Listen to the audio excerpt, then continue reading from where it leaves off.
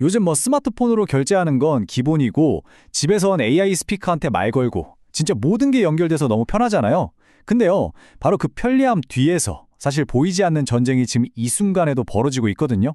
그래서 오늘은 바로 그 전쟁, 이 사이버 보안에 맞서서 우리 각자가 어떻게 나만의 방어 계획을 세울 수 있을지 한번 제대로 파헤쳐 보겠습니다.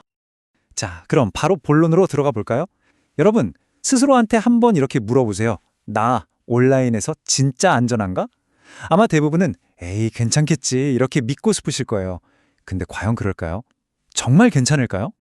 사실 많은 분들이 이렇게 생각하시더라고요. 뭐 우린 회사망이 분리돼 있어서 안전해. 아니면 최신 보안 프로그램 쓰니까 괜찮아. 근데요, 바로 이런 믿음이 사실은 가장 위험한 착각을 만들어냅니다. 나는 안전하다는 그 환상. 그게 바로 해커들이 제일 좋아하는 활짝 열린 뒷문이 될 수 있다는 거죠. 그래서 오늘 이 5가지 단계를 쭉 따라가면서 현실을 제대로 보고 우리 스스로를 지킬 방법을 한번 찾아볼 겁니다. 먼저 우리가 얼마나 큰 착각에 빠져 있는지부터 시작해서요. 요즘 무섭다는 AI 기반 위협은 뭔지, 그리고 마지막에는 진짜 실용적인 개인 방어 훈련까지 같이 한번 해보시죠. 자, 첫 번째 주제입니다. 안전하다는 착각. 가끔 뉴스에서 막 대규모 해킹 사고 터졌다고 나오잖아요. 그거 보면서 아이고 큰일이네. 근데 뭐 나랑은 상관없는 얘기지. 혹시 이렇게 생각하셨나요?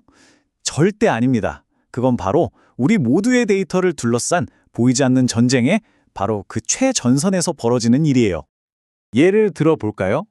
바로 얼마 전에 우리한테 너무나 익숙한 SK텔레콤에서 엄청난 해킹 사고가 있었죠. 매일 우리 손에 들고 다니는 스마트폰 통신을 책임지는 곳이잖아요. 그래서 그 충격이 정말 어마어마했습니다. 이때 유출됐을 가능성이 있는 데이터가 무려 2억 7천만 페이지 분량이라고 합니다. 이게 감이 오시나요? 이걸 만약 책으로 쌓는다고 생각해보세요. 63빌딩 높이를 그냥 쿨쩍 넘어버리는 양이에요. 그리고 그 안에는 누군가의 이름, 주소, 심지어 통화 기록까지 아주 민감한 정보들이 고스란히 담겨 있었던 거죠. 근데 이게 우리나라만의 얘기가 아니라는 게 더 큰 문제입니다. 저기 미국에 있는 거대 통신사 AT&T도 똑같이 대규모 고객 데이터 유출 사고를 겪었거든요. 그러니까 이건 정말 전 세계적인 현상이라는 거예요. AT&T 같은 경우에는 1억 건이 넘는 통신 기록이 다크웹에 그대로 풀려버렸어요. 자, 보세요. 이렇게 세계적인 대기업들조차 속수무책으로 뚫리고 있는 게 현실입니다. 이런 상황에서 에이, 나는 괜찮아 라고 생각하는 것만큼 위험한 게 또 있을까요? 근데 여기서 문제가 끝이 아닙니다. 오히려 더 심각해졌어요. 왜냐? 공격자들이 이제 인공지능, 바로 AI라는 어마어마한 무기를 손에 넣었거든요. 말 그대로 해커들이 레벨업을 한 겁니다. 이제 이들의 공격은 예전과는 비교도 안 될 만큼 정교하고 훨씬 더 위험해졌습니다. 바로 생성형 AI 공격이라는 건데요. 이게 뭐냐면 말 그대로 AI가 범죄에 쓸 도구를 직접 만들어내는 거예요.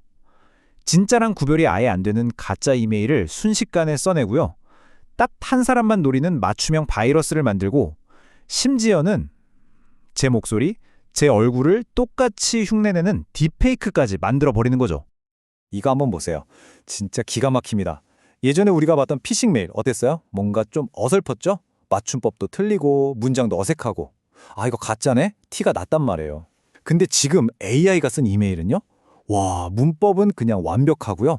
심지어 제 이름이나 제 상황까지 정확히 알고 있는 것처럼 아주 개인화된 내용으로 와요. 이건 뭐 전문가라도 깜빡 속아 넘어갈 수밖에 없는 수준이에요. 이 위협이 단순히 이메일에서 끝나는 게 아닙니다. AI는 이제 딥페이크 기술로 금융사기를 치고요. 있지도 않은 사람을 만들어서 화상 면접을 보게 하고요. 심지어는 아주 복잡한 악성 코드까지 알아서 자동으로 착착 만들어내고 있어요.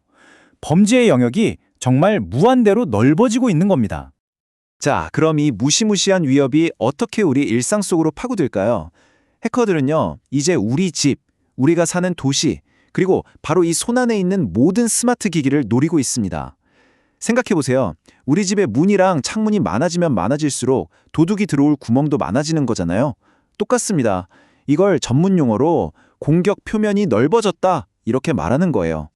하루 24시간, 1년 365일. 바로 지금 이 순간에도 사이버 침입 시도는 계속되고 있다. 이 말이 지금 우리의 현실을 정말 정확하게 보여주는 것 같아요. 우리가 잠을 자는 시간에도 주말에 쉬는 동안에도 해커들의 공격은 단 1초도 멈추지 않는다는 거죠. 초연결 사회라는 건 결국 24시간 내내 공격에 노출된 사회라는 뜻이기도 합니다. 그러니까 이제 해킹은 더 이상 어떤 큰 회사 서버실에서나 일어나는 일이 아니에요.